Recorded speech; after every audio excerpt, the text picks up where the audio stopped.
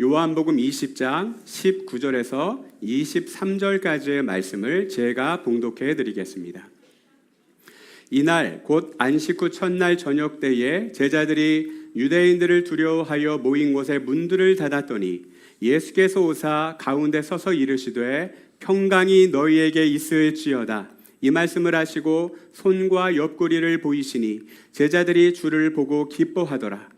예수께서 또 이르시되 너희에게 평강이 있을지어다. 아버지께서 나를 보내신 것 같이 나도 너희를 보내노라. 이 말씀을 하시고 그들을 향하사 숨을 내쉬며 이르시되 성령을 받으라. 너희가 누구의 죄든지 사하면 사하여질 것이요 누구의 죄든지 그대로 두면 그대로 있으리라 하시니라. 아멘. 자리에 앉으시겠습니다.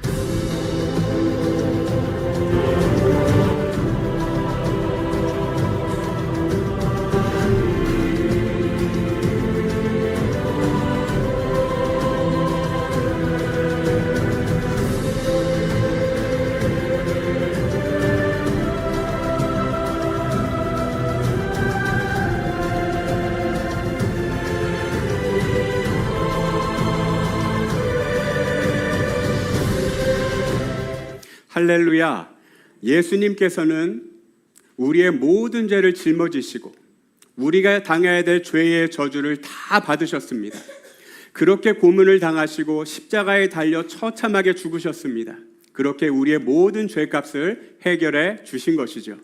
또한 3일 만에 완전하게 부활하셨습니다.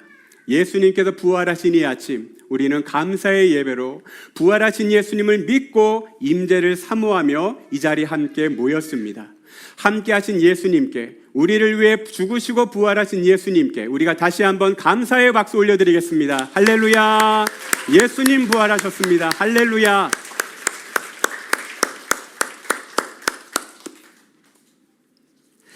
이 부활주일 아침에 우리 사랑하는 성도님들뿐만 아니라 사랑하는 우리 모든 자녀들과 함께 예배를 드릴 수 있음을 인하여 감사와 영광을 올려드립니다.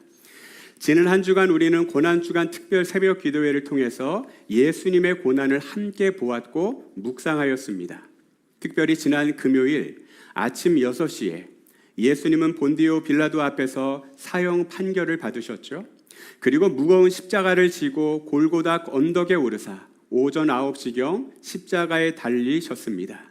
그리고 자그만치 6시간 동안이나 십자가에 매달려 계시다가 오후 3시경 죽으셨습니다. 그리고 완전히 죽었음을 확인한 로마 군병들에 의해서 십자가에 내려오셨고 오후 6시경 무덤에 장사되었어요. 그리고 3일이 지난 십자가에 달리신 그날을 첫째 날으로 해서 3일이 지난 오늘 새벽에 예수님은 부활하셨습니다. 이것은 성경에만 기록되어져 있는 내용이 아닙니다. 로마 시대의 로마 시민권자로서 많은 당시 역사를 기록했던 요세푸스라는 로마의 역사가가 있습니다. 바로 나오는 이분이죠. 티투스 플라비우스 요세푸스.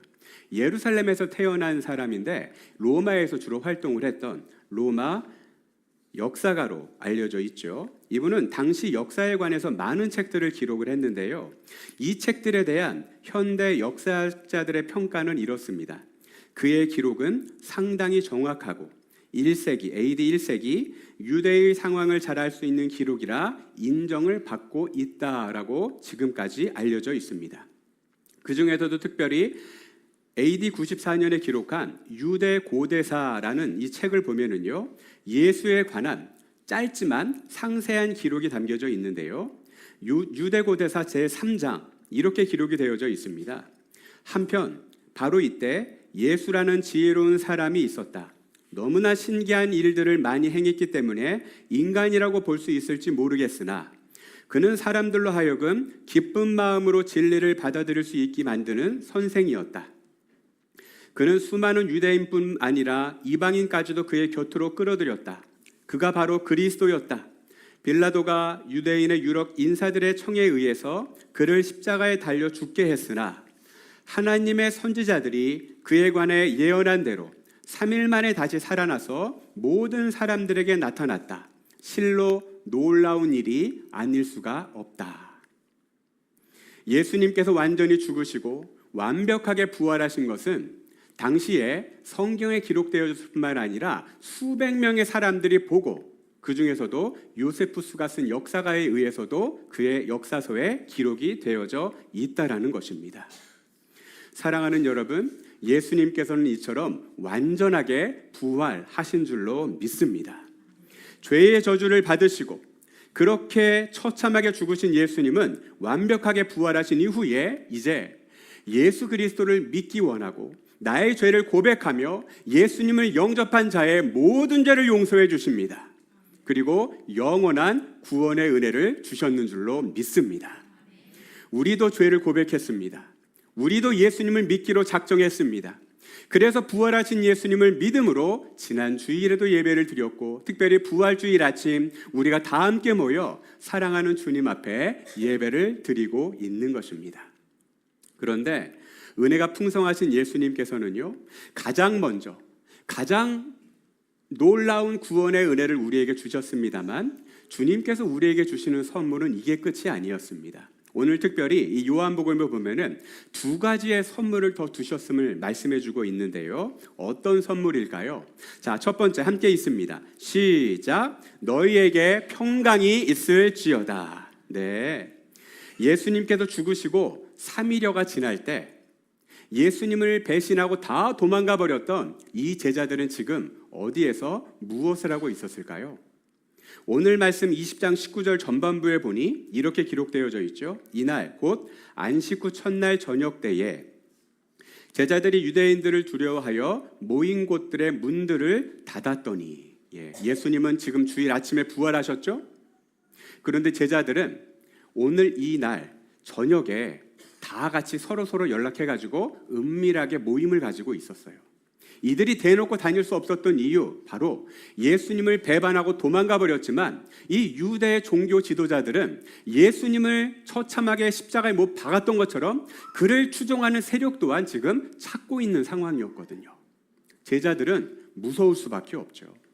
피해서 여기저기 다니다가 서로 어떻게 연결이 돼가지고 지금 한 곳에 모여 문을 꼭 걸어 잠그고서는 지금 함께 의논을 하고 있는 겁니다. 그런데 놀랍게도 부활하신 예수님이 이들 앞에 나타나신 거예요.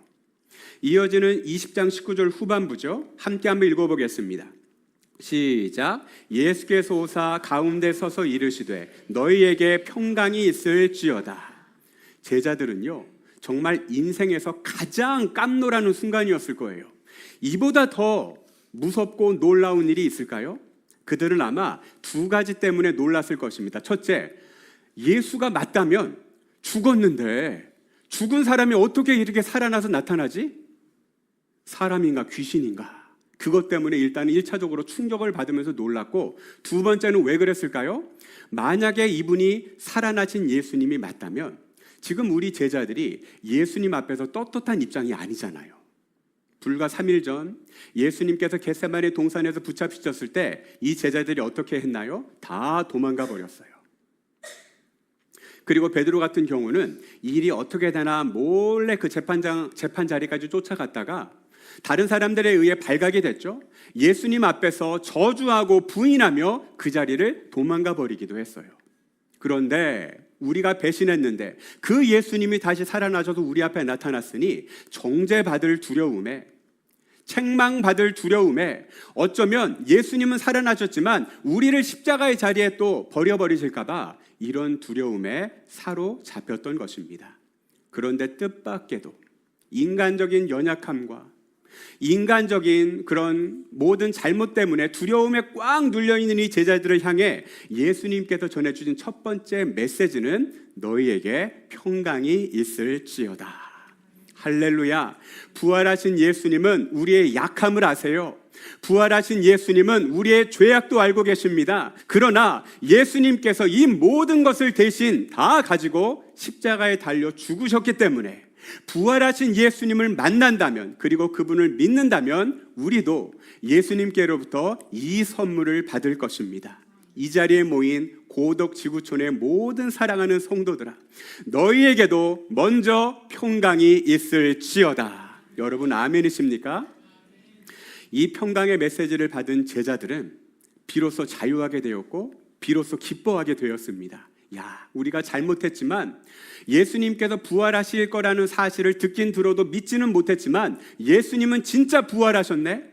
그리고 우리가 예수님 앞에 떳떳하지 못한 입장이지만 그럼에도 불구하고 예수님이 평강을 우리에게 주심으로 우리가 자유하게 되었네. 그것을 기뻐하게 되었던 것입니다. 사랑하는 여러분, 우리에게 부활 신앙이 있다면 죽음의 두려움이 사라져버릴 수 있습니다. 이 죽음의 두려움으로부터 자유했기 때문에 우리는 이 인생의 여러 가지 일들을 경험하는 삶을 살아가는 중간에도 걱정과 근심에 얽매일 필요가 없는 것입니다. 왜냐? 우리는 언제 이 세상에도 눈을 감더라도 저 천국에서 눈을 뜨게 될 것이기 때문입니다. 영생을 받았기 때문입니다.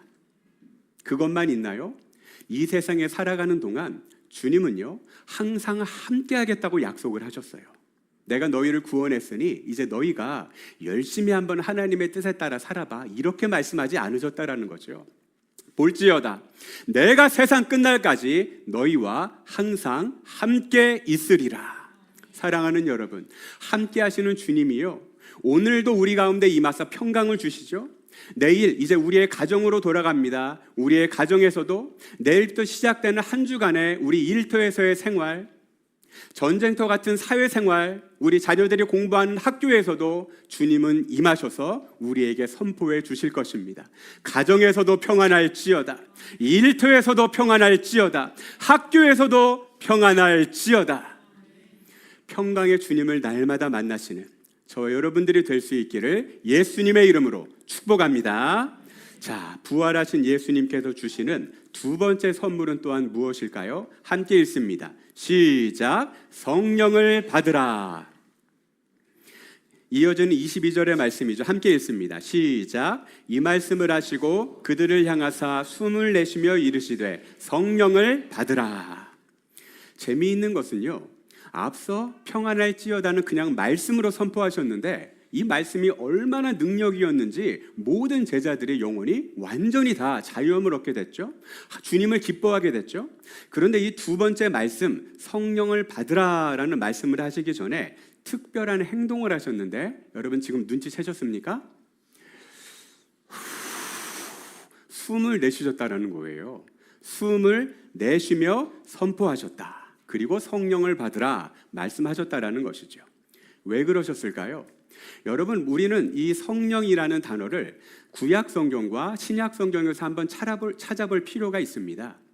이 성령이 구약 성경에는 주로 하나님의 영으로 기록이 되어져 있고 일부 성령으로도 기록이 되어져 있습니다.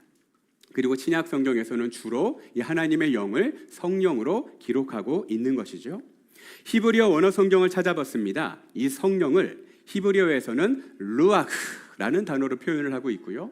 그리고 신약 성경에서는 푸뉴마라는 단어로 표현을 하고 있어요. 둘 다 성령이라는 뜻입니다. 그런데 참 신기하게도 서로 다른 언어지만 성령이라는 뜻뿐만 아니라 또 다른 똑같은 단어를 담고 있어요. 그것이 무엇이냐? 여러분 보이십니까? 호흡, 숨결이라는 단어도 함께 담고 있는 것입니다. 이것은 무엇을 의미할까요? 많은 성경학자들이 이 해석에 동의를 합니다. 우리가 숨을 쉬며 살아가는 것처럼 성령이 함께 하심으로 성도도 살아갈 수 있는 것이다. 우리가 날마다 하루에 수만 번, 수십만 번, 수백만 번 숨을 쉬면서 우리의 인생길을 걸어가는 것처럼 성령은 단 1초도 우리의 곁을 떠나지 않으시고 우리와 함께 하시며 우리를 도우시는 것이다 라고 해석을 하고 있는 것입니다. 우리의 숨결처럼 우리 안에 내재하시는 성령님, 그분은 우리 성도님 개개인과 교회가 사명을 감당할 수 있도록 능력도 주십니다. 성령님은요, 우리가 말씀 읽고 깨달을 수 있도록 도우시죠.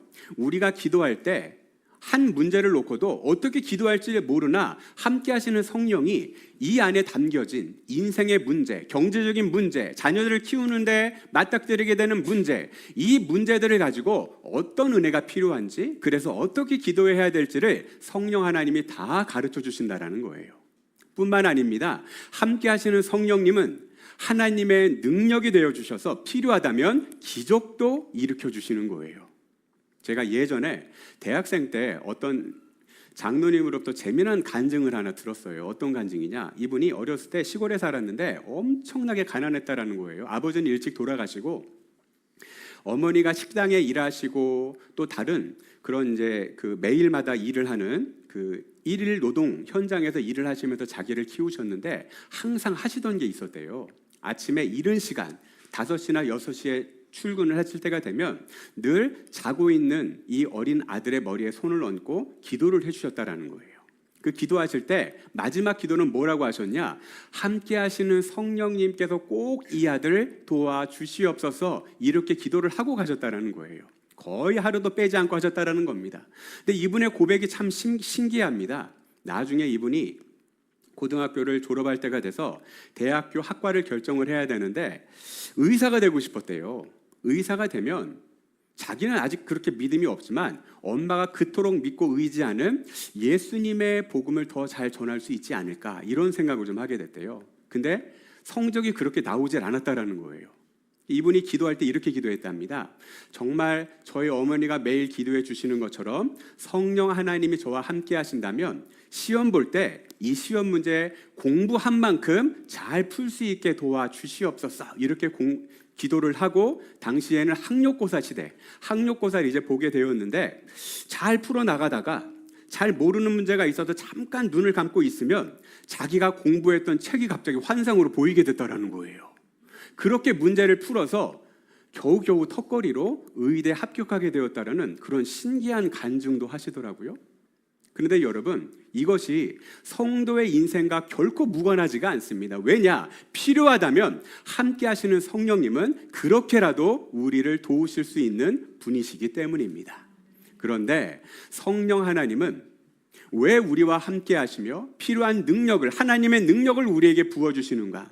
우리가 읽었던 성경 말씀을 보니까 그리스도의 부활하심을 전하게 하기 위해서인 줄로 믿습니다. 우리가 가정사역을 하는 것도, 일터에서 살아가는 것도, 먼 훗날 천국까지 가는 그날까지 수십 년의 인생을 하나님 허락하시고 성령을 날마다 우리에게 부어주시고 우리 가운데 역사하시는 것은 오직 부활하신 예수 그리스도를 전하는 위대한 사명 때문인 줄로 믿습니다. 그러므로 성령의 도우심을 구하는 성도는, 성령의 임재를 사모하는 성도는 항상 그리스도의 복음을 전하기 위해서 함께 기도할 수 있어야 하는 것입니다. 그런데 제가 저도 지금 거의 20년 가까이 전도사로, 목사로 사역을 하고 많은 가정, 우리 성도님들을 만나 뵙고 교제를 나누고 신방을 했는데 어떤 성도님들은요, 성령님이 분명히 함께 하실 텐데 경험하지 못하고 일주일을 살아가는 그런 분들도 계시더라고요. 그에 반해 어떤 분들은 교회뿐만 아니라 가정에서도 성령님의 임재를 경험하고, 학교에서도, 그리고 일터에서도 성령님의 도우심을 경험하고 심지어 기적을 경험하시는 분들도 있어요. 어떤 차이가 있을까?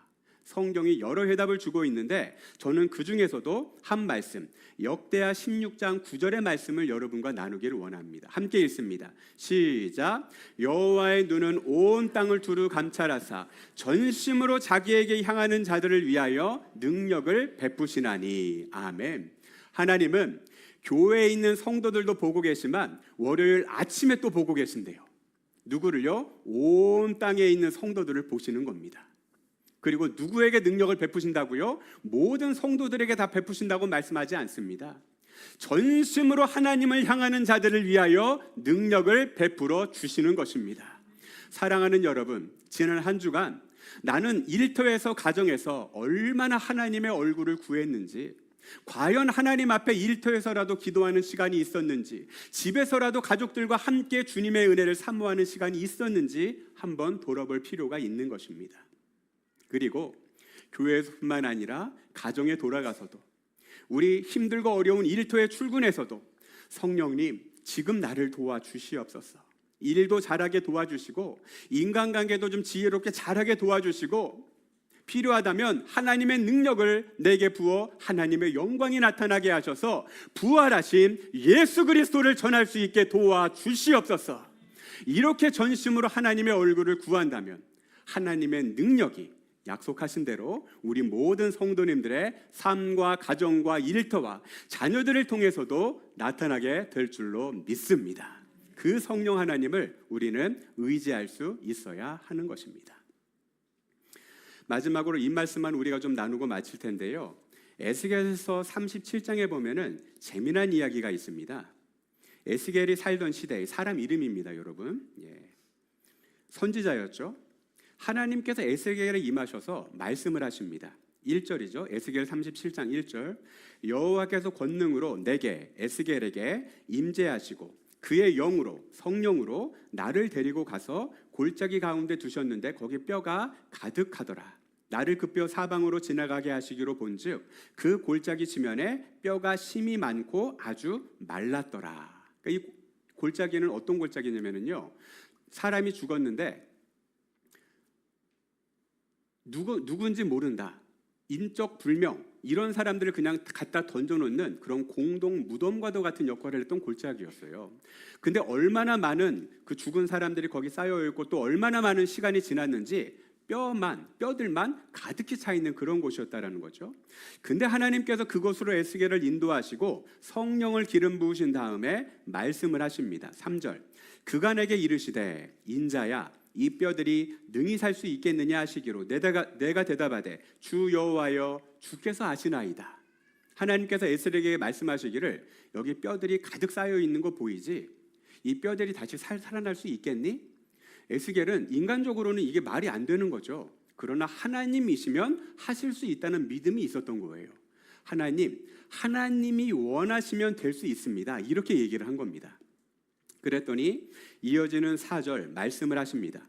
내게 이르시되 너는 이 모든 뼈에게 대언하여 이르기를 너희 마른 뼈들아 여호와의 말씀을 들을지어다.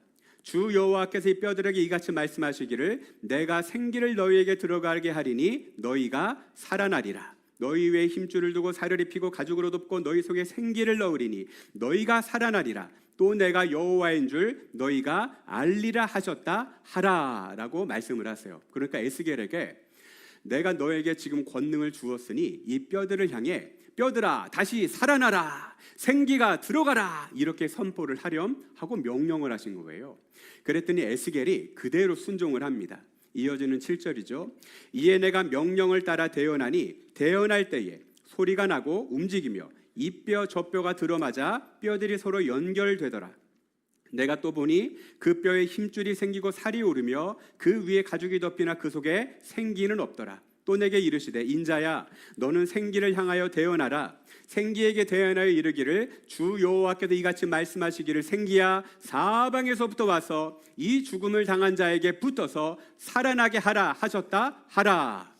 그랬더니 에스겔이 또 그대로 선포를 하죠. 생기야 사방에서부터 와서 이 사람들로 보이는 이 모든 육체들에게 들어가 살아날지어다, 이렇게 명령을 했다라는 것이죠. 그랬더니 10절에 이에 내가 그 명령대로 대언하였더니 생기가 그들에게 들어가매 그들이 곧 살아나서 일어나 서는데 극히 큰 군대더라. 아멘. 하나님께로부터 성령의 충만함을 받은 에스겔은 하나님께서 주신 명령에 따라 죽어서 말라 비틀어져 있는 모든 뼈들을 향해 선포했더니 이제 살이 붙고 몸이 온전한 육체로 되살아나게 되었다라는 것이죠. 생기야 들어가라 하나님 명령대로 선포를 했더니 생명이 들어가서 완전히 살아나게 되는 놀라운 기적이 실제 일어났음을 말씀해주고 있는 것입니다. 예수님을 영접하고 성령의 충만을 받아 오늘 한 주도 올 한 해도 앞으로의 인생을 살아가는 우리도 에스겔처럼 하나님의 뜻을 행할 수 있어야 한다라는 것입니다. 아니 그러면 우리 근처에 마른 뼈가 어디 있는데요? 공동묘지 가야 됩니까? 이미 죽어 수십 년 지난 뼈들에게 명령을 해야 됩니까? 그런 뜻이 아닌 거 여러분 잘 아시죠? 어쩌면 우리가 일하는 일터에 아직도 예수님을 영접하지 못한 영혼들을 얘기하는 겁니다. 어쩌면 심지어 우리 가족들 중에도 아직 예수님을 영접하지 못한 영혼들을 이야기하는 겁니다.